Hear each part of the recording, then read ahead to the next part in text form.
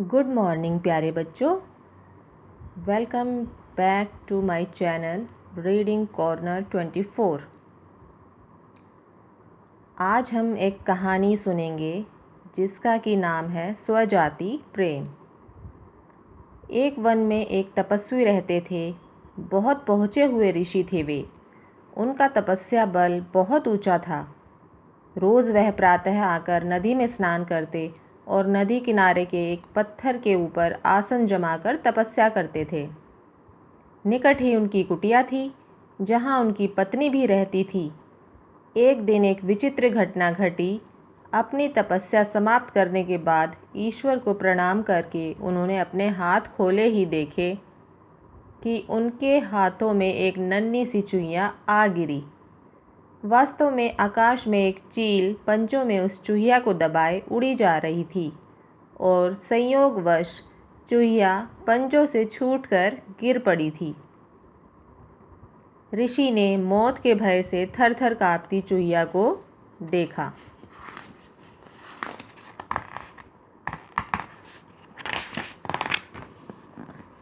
ऋषि और उनकी पत्नी के कोई संतान नहीं थी।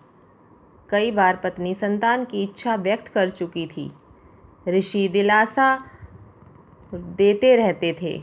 ऋषि को पता था कि उनकी पत्नी के भाग्य में अपनी कोख से संतान को जन्म देकर माँ बनने का सुख नहीं लिखा है।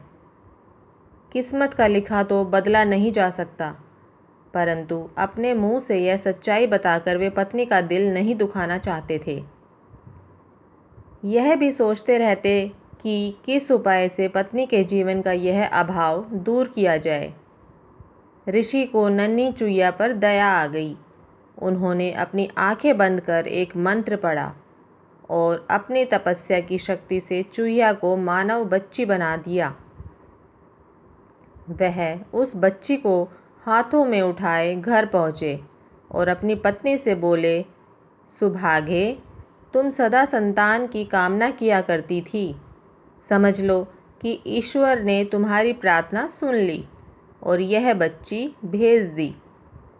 इसे अपनी पुत्री समझकर इसका लालन पालन करो। ऋषि पत्नी को बच्ची को देखकर बहुत प्रसन्न हुई। बच्ची को अपने हाथों में लेकर चूमने लगी। कितनी प्यारी बच्ची है, मेरी बच्ची ही तो है यह। इसे मैं पुत्री की तरह ही पालूंगी। इस प्रकार वह चूहिया मानव बच्ची बनकर ऋषि के परिवार में पलने लगी। ऋषि पत्नी सच्ची माँ की भांति ही उसकी देखभाल करने लगी। उसने बच्ची का नाम कांता रखा। ऋषि भी कांता से पितावत स्नेह करने लगे। धीरे धीरे वे यह भी भूल गए कि उनकी पुत्री कभी चूहिया थी। माँ तो बच्ची के प्यार में खो गई। वह दिन रात उसे खिलाने और उससे खेलने में लगी रहती। ऋषि अपनी पत्नी को ममता लुटाते देख प्रसन्न होते कि आखिर संतान न होने का उसे दुख नहीं रहा।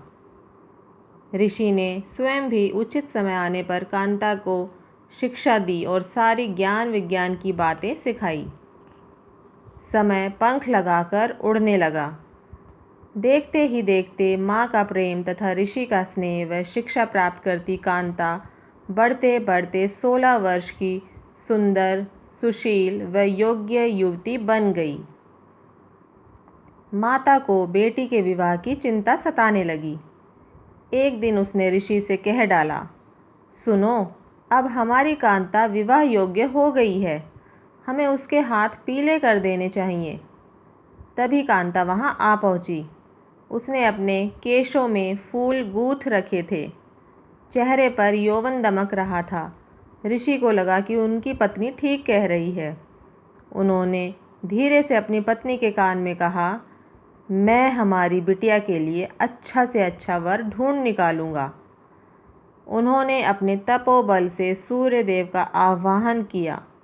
सूर्य ऋषि के सामने प्रकट हुए और बोले, प्रणाम मुनिश्री, कहिए, आपने मुझे क्यों स्मरण किया? क्या आज्ञा है? ऋषि ने कांता की ओर इशारा करके कहा, यह मेरी बेटी है। सर्वगुण सुशील है।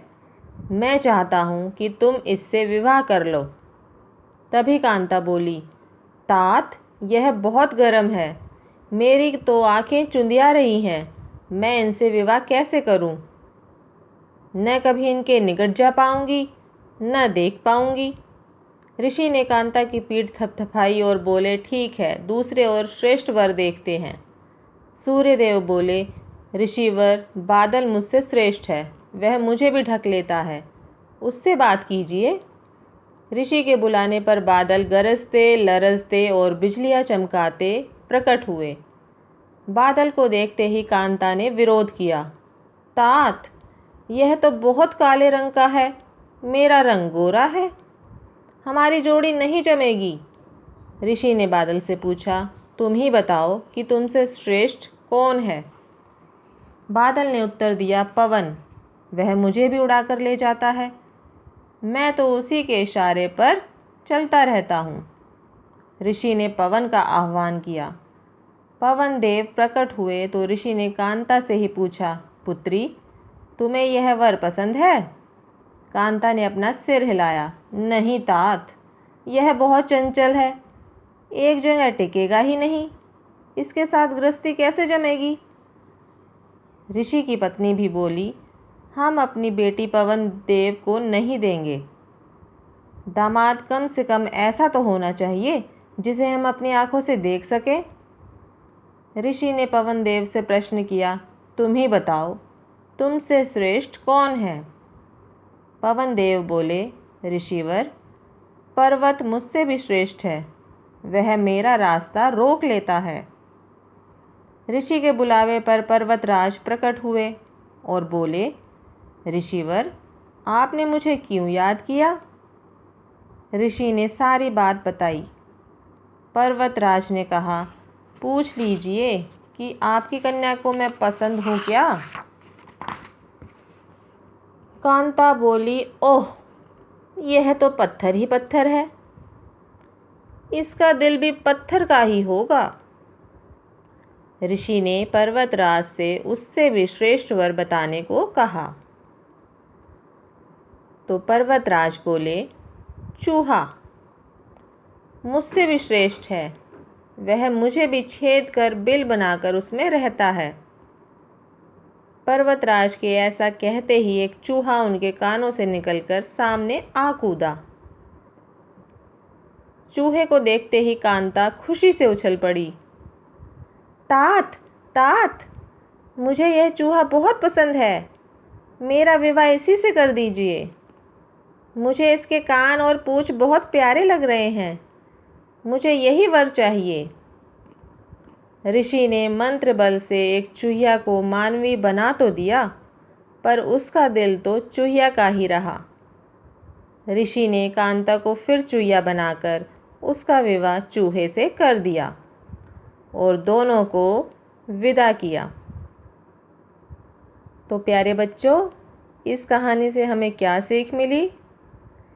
इस कहानी से हमें यह सीख मिली कि जीव जिस योनि में जन्म लेता है उसी के संस्कार बने रहते हैं। स्वभाव नकली उपायों से नहीं बदले जा सकते। तो बच्चों, अगर आपको ये कहानी पसंद आई है तो जल्दी से चैनल को सब्सक्राइब कर दीजिए और इस वीडियो को अपनी फैमिली, रिलेटिव्स और फ्रेंड्स में शेयर कर दीजिए। लाइक करिए वीडियो को और ऐसे ही चैनल को पसंद करते रहिए। मिलते हैं नेक्स्ट वीडियो में, तब तक के लिए take care and good bye.